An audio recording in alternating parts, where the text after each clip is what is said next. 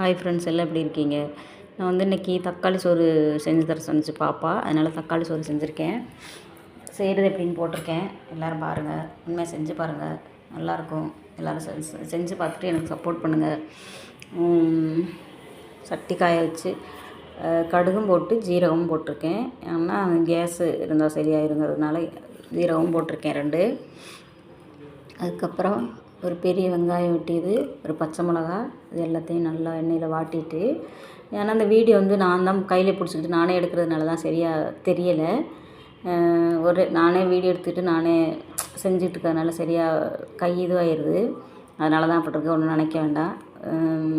நல்லா தக்காளி வாடி வந்ததுக்கு உப்பு போட்டு நல்லா வாடி சரியானதுக்கப்புறம் கொஞ்சோண்டு 2 பூண்டு பொடிச்சு வச்சுருக்கேன், சதைச்சி வச்சுருக்கேன். அதை போட்டு நல்லா வாடினதுக்கப்புறம் தேவையான அளவு கொஞ்சம் மஞ்சப்பொடி போட்டு, கொஞ்சம் மஞ்சப்பொடி, கொஞ்சம் மிளகு பொடி.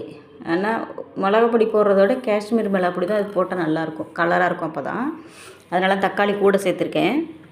அது நல்லா வாடினதுக்கப்புறம் தேவையான அளவு தண்ணி ஊற்றணும். ரொம்ப ஊற்றினா ரொம்ப சொதன்னு ஆயிரும்.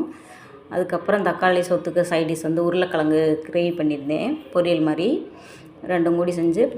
தக்காளி சோறு எப்படி இருக்குன்னு பாருங்கள், சூப்பராக பொல பொலன்னு. சொசைட்டி அரிசி தான், ரேஷனில் தான் இங்கே அரிசி வாங்கி சமைக்கிறது. அதனால் அதுதான், வேறு அரிசியெல்லாம் வாங்க மாட்டேன். எப்படி இருக்குன்னு பாருங்கள். எல்லாம் சப்போர்ட் பண்ணுங்கள். உங்கள் சப்போர்ட் எனக்கு கண்டிப்பாக வேணும். எல்லாம் சப்ஸ்கிரைப் பண்ணுங்கள் ப்ளீஸ். உங்கள் சப்போர்ட் வேணும் எனக்கு. பாருங்கள்,